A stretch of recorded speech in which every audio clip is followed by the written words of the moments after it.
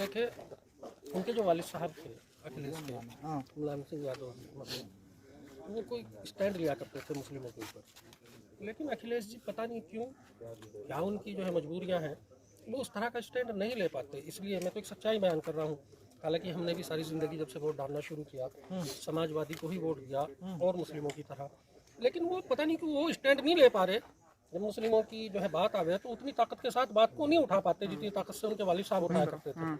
तो इसलिए कहीं ना कहीं मुस्लिमों में बेचैनी है, और बेचैनी है तो उनका कोई विकल्प तलाश कर रहे हैं, और विकल्प के रूप में जो है उन्हें जो है दिखाई दे रहे हैं MIM के असदुद्दीन ओवैसी। ये एक बात है। अगर वो उतनी ताकत के साथ जो है मुस्लिमों की जो दिक्कतें हैं, जो परेशानियां हैं, उन पर जो है उतनी ताकत से उनकी बात उठाते तो शायद ये बेचैनियाँ ना होती, और शायद ये लोग जो है समाजवादी से उस तरह जो भी छटक रहे हैं वो ना छटकते। ओवैसी को लेकर कह रहे हैं कि वो बीजेपी की बी टीम है। उसके बारे में तो मैंने कहा पहले भी, बी टीम नहीं है वो। तो जिस तरह हर पार्टी अपने लिए जो है अपनी ज़मीन जो है हमवार करना चाहती है, और जो है लोगों की दिक्कत और परेशानियों को जो है उठाती है, और जो है एक जगह अपनी जो है बनाना चाहती है, उसी तरह असदुद्दीन ओवैसी जी भी जो है लोगों की आवाज़ बन के जो है। सिर्फ मुसलमानों के वोट से नहीं होगा ना ये? नहीं, तो हम कह रहे हैं ना, दलित और जो है पिछड़े वो भी तो साथ हैं। हाँ। दलित और पिछड़ों को भी लेके चले, वो दलितों की भी आवाज़ उठा के। 2022 में ओवैसी साहब को नकार दिया गया था। असल में हर बार ये हो, मुस्लिमों को जो है उनकी लीडरशिप, जो लोकल की लीडरशिप है, वो ये बताती है कि भाई बीजेपी आ रही है, बीजेपी आ रही है, बीजेपी को हरा। तो हमारा कहना तो यह है कि बीजेपी को हराने जिताने का ठेका मुस्लिमों पे थोड़ा ही ना है। मुस्लिम थोड़ा ही हरावेंगे जितावेंगे। मुस्लिमों की तरफ से जो है और 25 साल बीजेपी आवे तो क्या दिक्कत है? आपको क्या लग रहा है, अखिलेश यादव से 5 सीटें मांगी थी असदुद्दीन ओवैसी की पार्टी ने, क्या लगता है क्यों नहीं उन्होंने अपनी पार्टी में? भाई ये तो नहीं मैं बता सकता उन्होंने क्यों नहीं दी, ना मेरी उतनी समझ है, लेकिन ये है कि कहीं ना कहीं जो है उन्हें इस पर बैठ के विचार विमर्श करना था। मैंने पहले भी कहा था, उन्हें तो बहुत विचार विमर्श करना था इस गठबंधन में। बहन कुमारी मायावती को भी होना चाहिए था, इसके अंदर जो है हमारे डॉक्टर अयूब जी को भी होना चाहिए था, इसके अंदर बैरिस्टर असदुद्दीन ओवैसी जी को भी होना चाहिए था, इसके अंदर मौलाना बदरुद्दीन अजमल जी को भी होना था, इसके अंदर चंद्रशेखर जी को भी होना था। नगीना पे तो आपके चंद्रशेखर जो मतलब ASP के जो मुखिया हैं, उनको समर्थन दे दिया गया है MIM की तरफ से। MIM की तरफ से बड़ी अच्छी पहल है। तो ये कहीं ना कहीं गठबंधन के आसार नहीं दिख रहा आपको? हो सकता है कोई बात हुई हो और गठबंधन हो रहा हो, अभी तक कोई कंफर्म बात तो निकल के नहीं आ रही, लेकिन एक बेहतर पहल है, दिया है समर्थन, अच्छी बात है। मुसलमानों का धब्बा लगा हुआ है आपके पार्टी पे, इसीलिए आपको सब गले लगाने को तैयार नहीं है। मतलब धब्बा? हाँ, MIM से मुसलमानों क्या शब्द है धब्बा? क्या लफ्ज है? मुसलमानों का ठप्पा लगा है। ठप्पा?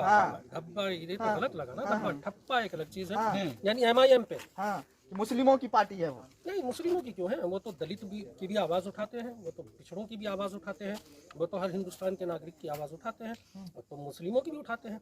देखिए, जब जिसके साथ ज़्यादा ज्यादतियाँ होंगी, जुल्म होगा, नाइंसाफ़ी होगी, तो आवाज़ भी तो उसी के लिए बुलंद होगी ना। अब ज्यादतियाँ अगर जो है किसी के साथ होगी तो उसी की आवाज़ उठाएंगे। तेलंगाना में 22 लीडर है। तेलंगाना में जो 22 लीडर है वो मुसलमान तो नहीं है असदुद्दीन ओवैसी के साथ, सिर्फ एक जाहिद अली के सामने वे आए थे। लेकिन जो लीडर है अकबर के साथ भी तेलंगाना में, विकाराबाद है, जहीराबाद है, ये पूरे लीडर जो है गैर मुस्लिम है वे तेलंगाना के।